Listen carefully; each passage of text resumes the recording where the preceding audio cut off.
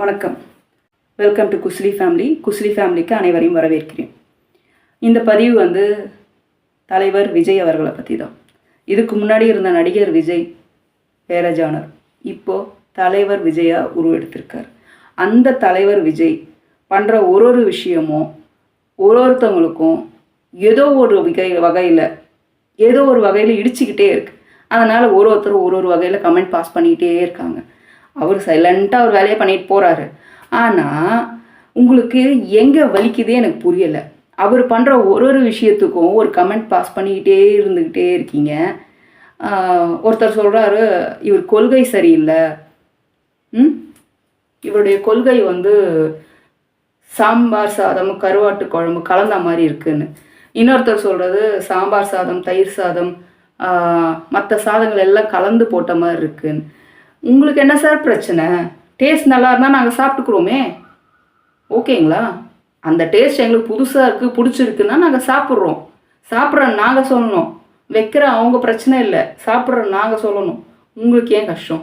ஒருத்தர் ரொம்ப நாள் கத்திக்கிட்டே இருக்கார். எப்போ கட்சி மாநாடு முடிஞ்சதோ அன்னையிலேருந்து ஒரே கூவல்லையே இருக்கார். தொண்டை தண்ணி வத்திடுமா இல்லையான்னு தெரியல, அது தேஞ்சு போகுமான்னு தெரியல. காச் மூச்சுன்னு கத்திக்கிட்டு இருக்காரு. காது வலிக்குது நிஜமாவே. கொள்கைன்னு அவர் ஒன்று சொல்கிறாரு. அவர் சொல்கிறதுல நல்லா ஒத்து பார்த்தீங்கன்னா அங்கே ஒன்றுமே இல்லை, ஜஸ்ட் அண்ட் எம்டி வெசல்.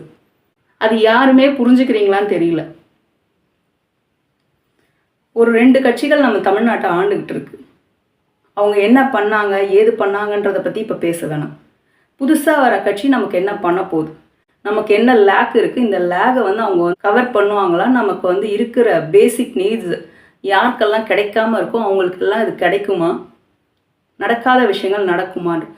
ஏன் படிப்பு அப்கிரேட் ஆகுது, ஸ்போர்ட்ஸ் அப்கிரேட் ஆகுது, சினிமா அப்கிரேட் ஆகுது, ஏன் அரசியல் அப்கிரேட் ஆகக்கூடாது? இதே தானே அவருடைய கேள்வியும். ஏன் அப்கிரேட் ஆனால் என்ன? நடிகர் உள்ளே வரக்கூடாது, நடிகர்கள் உள்ளே அடித்து துரத்தணும்னு சொல்கிறாங்க. அதே நடிகர் காலில் போய் விழுறாங்க. அப்படி இருக்கும்போது இவங்க ஏன் நடிகர்களை பற்றி பேசுகிறாங்க? நான் திருப்பியும் ஒன்று கேட்டுக்கிறேன். நடிகராக என்டிஆர் ஆந்திராவில் அவர் சினிமாவில் நடிக்கும்போதே அவரை கடவுளாக கும்பிட்டவங்க மக்கள்.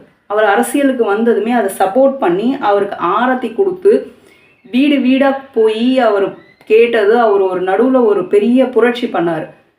இந்திரா காந்திக்கு எதிராக ரோட்டில் நடந்து போய் பிளாட்ஃபார்மில் படுத்து 2-3 நாள் நினைக்கிறேன் இது நடந்தது, உண்மையாக நடந்தது. பிளாட்ஃபார்மில் படுத்து எழுந்திருச்சு அப்படியே நம்ம மேற்கொண்டார் இந்தியாவின் தலைநகரம் வரை.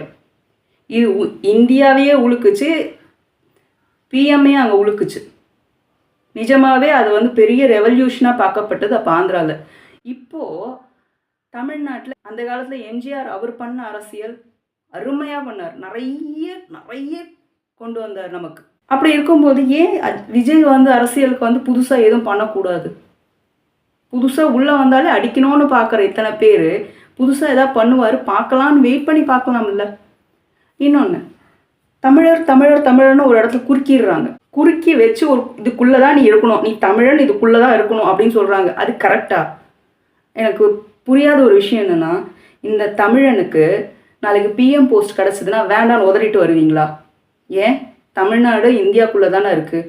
இந்தியாவுக்கே பிரைம் மினிஸ்டர் போஸ்ட் ஒன்று நமக்கு தமிழ்நாட்டிலேருந்து ஒருத்தரை ரெக்கமெண்ட் பண்ணுறாங்கன்னா வேணான்னு சொல்லுவீங்களா? இல்லை நல்லா தாராளமாக வாங்கிட்டு வருவோம்ல. ஏன்னா இது நம்ம தமிழ்நாட்டுக்கே பெருமை நினச்சி தானே வாங்குவோம். அப்படி இருக்கும்போது நீங்கள் எப்படி தமிழனை இங்கே வரைக்கும் குறுக்குவீங்க? தமிழன் தான் இங்கே ஆளணும். இப்போ நீங்கள் உண்மையை சொல்லுங்கள், இந்த ஊரில் தமிழர்கள் மட்டும்தான் இருக்காங்களா? தமிழர்களை தாண்டி பல மக்கள், பல மொழி பேசும் மக்கள், பல பேர் உள்ளே இருக்காங்க. இங்கே மட்டும் இல்லைங்க, ஆந்திரா, கர்நாடகா, கேரளா, யார் அங்கே அந்த லாங்குவேஜ் பேசுகிறவங்க வருவாங்க. எல்லாருமே படிச்சுட்டு வெளியூர் போயிடுறாங்க, வெளிநாடுகள் போயிடுறாங்க, ஓட்டு போடும் நேரத்துக்கு வராங்க, முடிச்சுட்டு போயிடுறாங்க. இது நான் தப்பு சொல்ல மாட்டேன். இங்கே யாராக இருந்தாலும் நம்ம அரசியல் கரெக்டாக பண்ணால், நமக்கு நல்லது பண்ணால் ஏற்றுக்கலாங்க. அதில் என்னங்க தப்பு இருக்குது?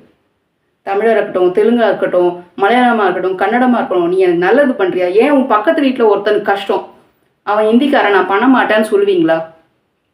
அவன் உடம்பு சரியில்லாமல் படுத்திருக்கான், யாருமே இல்லை பார்க்குறதுக்கு, போய் விட்டுட்டு அப்படியே கிடக்கட்டும், அவன் ஹிந்திக்காரன் நம்ம பார்க்க மாட்டோம் அப்படின்னு சொல்லுவோமா? இல்லை ஒரு கன்னடக்காரன், ஒரு தெலுங்குக்காரன், ஒரு மலையாளக்காரன் அப்படி இருக்கிறாங்க அப்படின்னா அவங்களுக்கு முடியலை, அவங்கள பார்த்துக்க முடியாது, ஆள் இல்லை அப்படின்னும்போது ஐயோ நம்ம தமிழர் அவங்களெல்லாம் பார்க்கக்கூடாது அப்படின்னு நினைப்போமா? இல்லை இல்லை, ஒரு மனிதாபிமான அடிப்படையில் நம்ம போய் உதவுவோம். நான் உதவுவேன், என்ன மாதிரி பல பேர் உதவுவாங்கன்றது என்னோட நம்பிக்கை. இதே மாதிரி தான் அந்த மக்களும் நினைப்பாங்க. அப்போ ஏன் நீ தமிழரை மட்டும் இங்கே குறுக்கி குறுக்கி குறுக்கி இது உள்ளே வைக்கிறீங்க?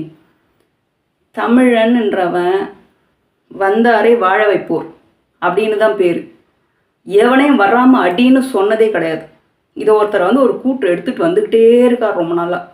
இவங்களுக்கு தான். ஆனால் இப்படி சொல்லி சொல்லி சொல்லியே நல்லா தெரிஞ்சுக்கோங்க, இங்கேயே குறுக்கி வச்சுட்டாங்க நம்மளன்றது எத்தனை பேருக்கு தெரியுதுன்னு தெரில. அந்த ஊரில் இந்த ஊரில் அக்கம் பக்கத்து ஊரில் சொல்கிற எல்லாம் வளர்ந்து அவன் கிளம்பி போயினே இருக்கான். நம்ம மட்டும்தான் இந்த கொள்கையை பேசி இங்கேயே உட்காந்துருக்கோம், வளரவே மாட்டேங்கிறோம். 10 லாங்குவேஜ் தெரிஞ்ச குழந்தைங்க இருக்கிற நாட்டில் நம்ம ஊரில் நம்ம ஒரு லாங்குவேஜோடு நிற்கிறோன்றது எத்தனை பேருக்கு தெரியும்? ஏன் அடுத்த லாங்குவேஜை கற்றுக்க விடாமல் பண்ணுறாங்க? அவங்க தானே நம்மளை குறுக்குறாங்க. இது எத்தனை பேருக்கு தெரியுது? என் குழந்தைங்களுக்கு நான் பல மொழிகளை கற்றுத்தரணும்னு ஆசைப்பட்றேன். உங்களுக்கு இருக்கா இல்லையா?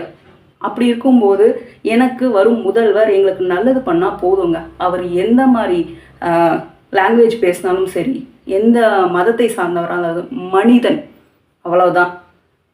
நன்றி.